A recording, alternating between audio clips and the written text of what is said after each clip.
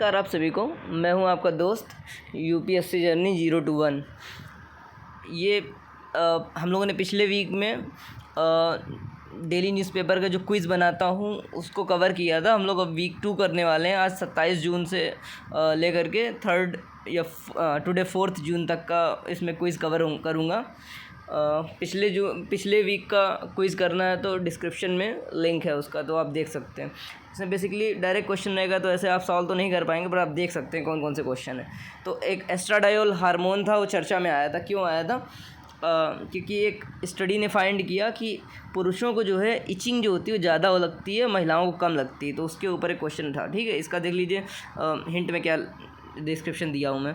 It is found itching also called psoriasis. Itching को psoriasis भी कहा जाता है। It is less in female than male due to productive role of estradiol. तो इसमें एक टॉपिक आता है कि मेल सेक्स हार्मोन्स कौन से होते हैं और फीमेल सेक्स हार्मोन कौन से होते हैं। बेसिकली हार्मोन्स के ऊपर है ना। हार्मोन 2 प्रकार के होते हैं, प्रोटीन हार्मोन और स्टेरॉइड्स। हाँ, तो स्टेरॉइड जो वर्ड होता है आप बहुत सुनते होंगे। तो स्टेरॉइड्स वो हार्मोन होते हैं जिनको सेक्स हार्मोन के रूप में भी देखा जाता है। ठीक है, आगे बढ़ते हैं।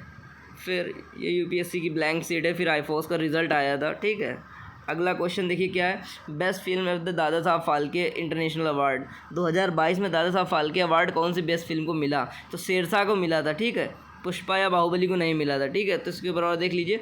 पुष्पा रही थी फिल्म ऑफ द ईयर और बेस्ट डायरेक्टर का अवार्ड मिला था केन घोष को। तो ये आपके काम आएगा अगर आप पेट का पेपर देंगे अभी जो आने वाला है, और सीएपीएफ वगैरह सब के एग्ज़ाम देंगे तो काम आएगा। ये यूपीएससी के लिए नहीं था ये वाला क्वेश्चन। ये वाला क्वेश्चन लेकिन अच्छा क्वेश्चन है। ये वाला अच्छा क्वेश्चन है। इसके ऊपर काफ़ी टाइम से कोई क्वेश्चन भी नहीं आया। तो पब्लिक प्रोविडेंट फंड के ऊपर है ये क्वेश्चन। तो देख लो इसको डायरेक्ट सीधे इसके तो तीनों करेक्ट है। ठीक है, तो आप इसको देख लो कि 1968 में लॉन्च किया गया। ये जो है इसके लिए एलिजिबिलिटी क्या है? हाफ और एनआरआई लोग जो है एलिजिबल नहीं होते हैं। हाफ मतलब हिंदू अनडिवाइडेड फैमिली। ओके, तो इसका return as well as interest इसकी खासियत ये है कि जनरली क्या होता है, आप जब पैसा जमा करेंगे ना एलआईसी वगैरह में या फिर जो सरकार की पेंशन योजनाएं हैं, तो उनमें ये होता है कि जो पैसा आप जमा करते हैं ना, वो जब आप निकालेंगे तो थोड़ा सा उसमें टैक्स कट लगता है। लेकिन पीपीएफ की खासियत ये है कि इसमें टैक्स और इंटरेस्ट दोनों में भी टैक्स नहीं लगता है। ठीक है ना, ये इसकी खासियत है। और इसकी ये क्वेश्चन बहुत अच्छा है, ध्यान से रखिएगा। इसमें खासियत ये है कि एक सिंगल आदमी इसका अकाउंट खोल सकता है, डबल नहीं खोल सकते। यानी कि आप पति पत्नी होकर के स्पाउस वाला जॉइंट अकाउंट खोलेंगे तो नहीं खुल पाएगा। ठीक है, इसलिए इसके आंसर 3 सही है, चौथा वाला गलत है। इसका 21% लोग ही जो इसको सही कर पाए, हालांकि 19 लोगों ने किया है। आगे लेक सावा चर्चा में आई थी, तो इसको आप देख लीजिए। अभी इस बार पूछा गया था क्वेश्चन यूपीएससी प्रीलिम्स में, तो वो एक्चुअली मैं भी नहीं कर पाया था। मैं तुक्का मारता तो शायद गलत ही हो जाता। 4 में से 2 एलिमिनेट कर लिए थे, 2 में तुक्का मारता तो गलत हो जाता मुझे लग रहा था, इसलिए मैं छोड़ दिया उसको। लेक सावा को पूछा हुआ है। लेक सावा के बारे में जान लो आप कि इराक में है, ईरान में नहीं है। कैसे याद रखोगे? अभी ईरान ने क्या किया है, चलो आगे देखेंगे। ठीक है, या इसको याद रखो, ये अच्छा क्वेश्चन है। ठीक है, ये आएगा कहीं ना कहीं। तो फिर अगला क्वेश्चन, ये बहुत अच्छा क्वेश्चन है ये वाला। फाइनेंस इनिशिएटिव जो है ये किससे रिलेटेड है? तो ऐसे संस्था का नाम पूछा जाता है। तो इस टाइप की एक वैरायटी है क्वेश्चंस की, जिसमें आपके इनिशिएटिव पूछेगा, आपकी संस्था से रिलेटेड पूछेगा। जैसे फॉर एग्जांपल प्रीलिम्स 2022 में क्वेश्चन आया कि रैपिड फाइनेंसिंग इंस्ट्रूमेंट किस संस्था से रिलेटेड है? आरएफआई। तो आंसर था उसका आईएमएफ। ठीक है, अपन ने कर लिया था उसको। ठीक है, पढ़ के गए थे। तो उसी प्रकार ये फाइनेंस इनिशिएटिव किसका इनिशिएटिव? यूएनईपी का है, यूएनडीपी का नहीं है। इसको ज़्यादातर लोग आईएमएफ किए हैं, मुझे मालूम था ज़्यादातर लोग आईएमएफ करेंगे। तो ये एक अच्छा क्वेश्चन था, बेस्ट क्वेश्चन।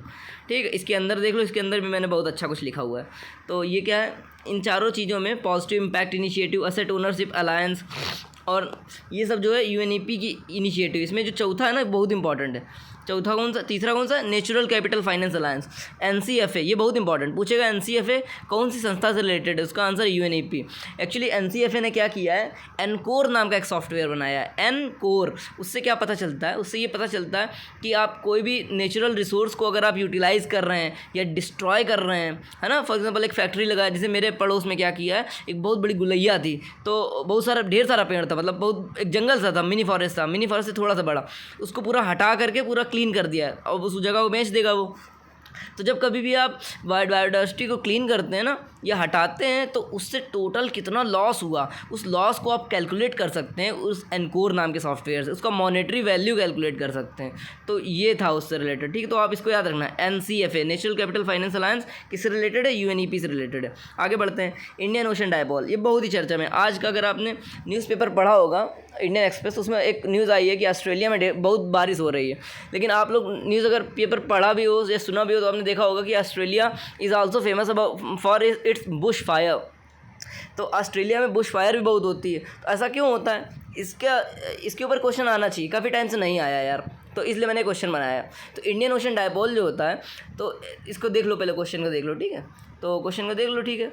तो इंडियन ओशन डायपोल दो प्रकार का होता है, पॉजिटिव इंडियन ओशन डायपोल और निगेटिव इंडियन ओशन डायपोल। तो जब निगेटिव इंडियन ओशन डायपोल होता है तब ऑस्ट्रेलिया में ढेर बार बारिश होता है।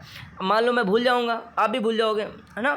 इसको ऐसे याद रखो कि जब जहाँ पे गर्म रहेगा, जहाँ पे वाटर गर्म रहेगा उस जगह पे बारिश होगा। इसको तुम ऐसे याद करके रखो। तो जब निगेटिव इंडियन ओशन डायपोल होता है तो पानी का टेम्परेचर कहाँ पे गर्म होता है? ऑस्ट्रेलिया के पास गर्म होता है, अरेबियन सी के पास ठंडा होता है। इसको याद रखना, बार बार अपन गलती करते हैं इसमें, ठीक है। बहुत अच्छा क्वेश्चन है, दो क्वेश्चन अच्छे मिले।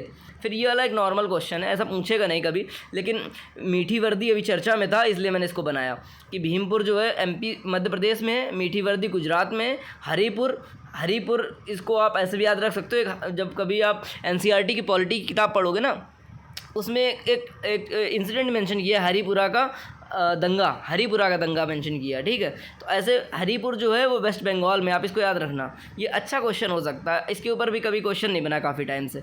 तो एक रिलेटेड इन्फॉर्मेशन वो भी देख लो आप लोग। होमवर्क मैंने क्या दिया है? India in talk with France to install new reactors the location. India और फ्रांस के बीच में बातचीत हो रही है कि नया न्यूक्लियर रिएक्टर स्थापित करना है। कहाँ पे स्थापित करेंगे आप लोगों का भी टास्क है, अगर आप लोगों को पता है तो आप इसको जो है कमेंट बॉक्स में बताइएगा। अगला ये क्वेश्चन बहुत अच्छा है, मैंने बनाया, बहुत अच्छा क्वेश्चन है। इसके ऊपर आया भी नहीं है काफ़ी टाइम से क्वेश्चन। तो क्रिटिकल इन्फॉर्मेशन इंफ्रास्ट्रक्चर का भी टैग दिया गया है, ठीक है। इसको देख लो आप लोग, हाँ। तो बहुत अच्छा क्वेश्चन लगा मुझे, ठीक है। आप ये देखो, क्रिटिकल इंफ्रास्ट्रक्चर का टैग दिया गया ICI को, NPCI को, HDFC को। क्रिटिकल इंफ्रास्ट्रक्चर का मतलब होता है कि ऐसे इंफ्रास्ट्रक्चर जो होते हैं, इंफॉर्मेशन इंफ्रास्ट्रक्चर, वो क्रिटिकल है हमारे लिए। अगर वो उनका नुकसान पहुंचेगा, वो हैक हो जाएंगे या फिर वो किसी तरीके से डिस्ट्रॉय हो जाएंगे तो पूरे कंट्री को नुकसान होगा, इतना जो है प्रॉब्लम होता है। तो इसको आप देख लो, बहुत अच्छा क्वेश्चन है, इसका एक्सप्लेनेशन देख लो। और याद रखना अपना गोल क्या है? Making education open source. अपन करके दिखाएंगे, ठीक है, करके दिखाएंगे अपन। बहुत बड़ी बड़ी बातें नहीं है, कभी करने का जितना मौका मिलेगा अपन करके दिखाएंगे, ठीक है।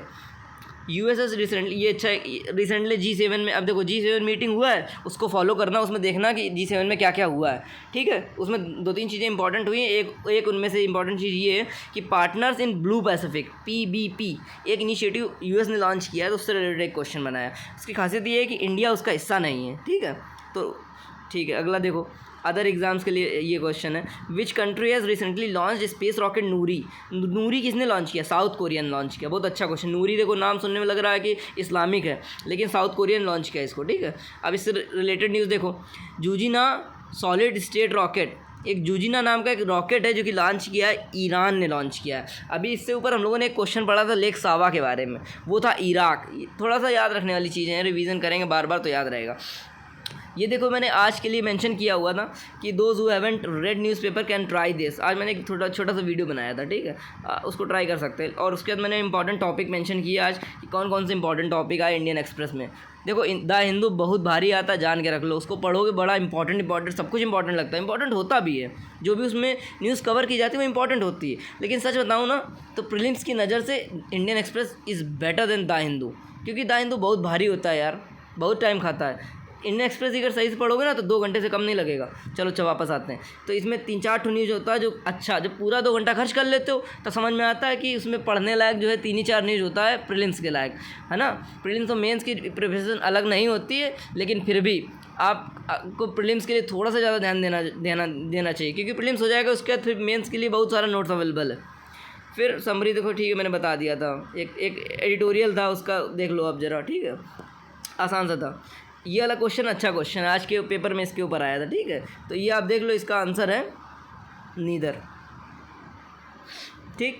तो इसका एक्सप्लेनेशन देख लो, ये एक्सप्लेनेशन है इसका कि ये एक रेगुलेटेड एक्टिविटी है, ना कि बैंड एक्टिविटी। बहुत अच्छा क्वेश्चन है ये, ठीक है। 10% लोग ही कर पाए 20 लोगों में, 10% किए हैं, मतलब कितने लोग इसको सही किए हैं बताना आप लोग।